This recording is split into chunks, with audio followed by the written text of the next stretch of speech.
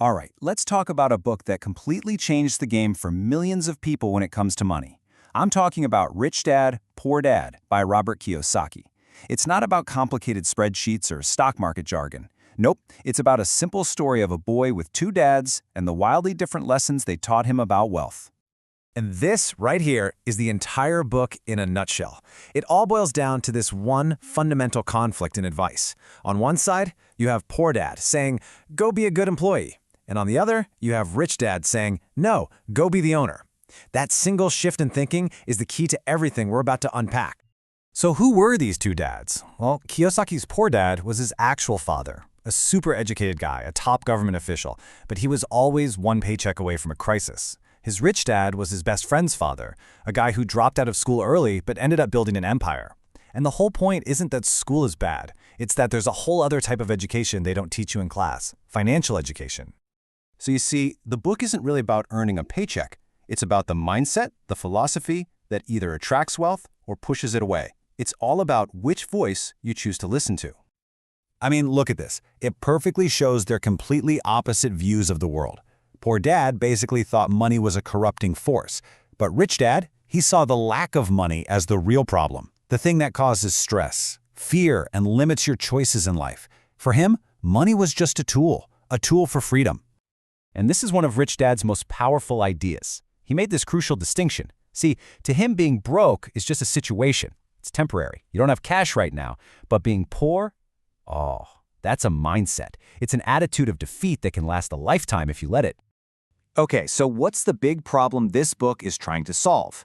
Kiyosaki calls it the rat race, and it's this vicious cycle that traps most of the poor and middle class, no matter how hard they work. So what keeps the wheel of the rat race spinning?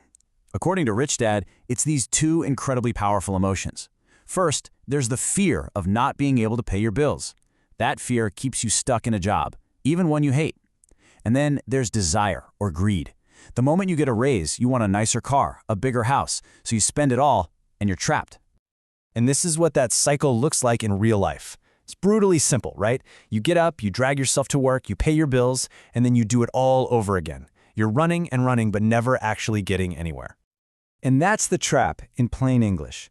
The fear makes you earn it, and the desire makes you spend it. You become totally dependent on that next paycheck, just to keep the whole thing from falling apart. You're working for your money instead of the other way around. All right, now we're getting to the absolute core of the book. The escape plan from the rat race hinges on truly, deeply understanding the difference between two very simple words. Forget the complicated definitions from your accounting textbook. Rich Dad's definition of an asset couldn't be simpler. If it puts money in your pocket, it's an asset, period. And a liability? Well, you can probably guess. It's anything that takes money out of your pocket. That's it. The only thing that matters is which way the cash is flowing. So let's look at a few cash flow patterns.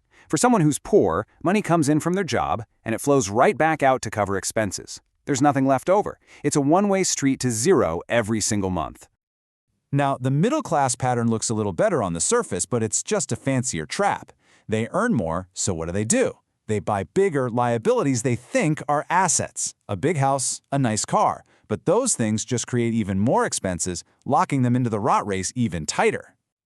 But the rich, they play an entirely different game. They use their income to buy things that are actually assets. Rental properties, businesses, stocks that pay dividends. And what do those assets do? They generate more income, which the rich then use to buy, you guessed it, more assets. It's a cycle that builds on itself. This leads us to probably the most controversial idea in the entire book. It's the one that directly attacks the foundation of the American dream.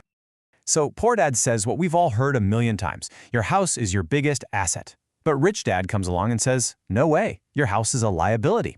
Why? Well, think about it. Does it put money in your pocket? Nope. It does the opposite.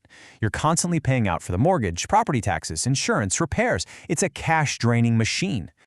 So, if the game is all about buying assets, what does that mean in practice? Well, it leads to the next big lesson from Rich Dad. And this is a huge distinction. Your profession is what you do to pay the bills. It's your job. But your business, that's your asset column. That's the stuff you own that makes money for you while you sleep. A doctor's profession might be medicine. but her business could be an apartment building she owns. And the best example of this ever is Ray Kroc, the guy who built McDonald's. People thought he was in the hamburger business, but he famously said, "My business isn't hamburgers, it's real estate." His real wealth came from owning the incredibly valuable land underneath all those golden arches.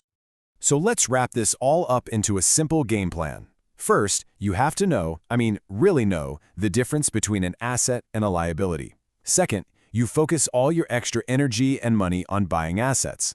Third, you keep your liabilities and expenses as low as you can.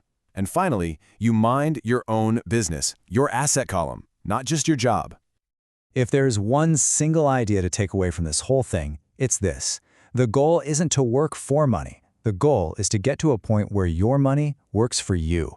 It's about owning things, assets, that generate income, so that one day your job becomes optional. That is the definition of financial freedom. So, I'll leave you with a question to really think about. Forget your job title for a second. Beyond what you do from 9 to 5, what business are you really in? What are you building for yourself?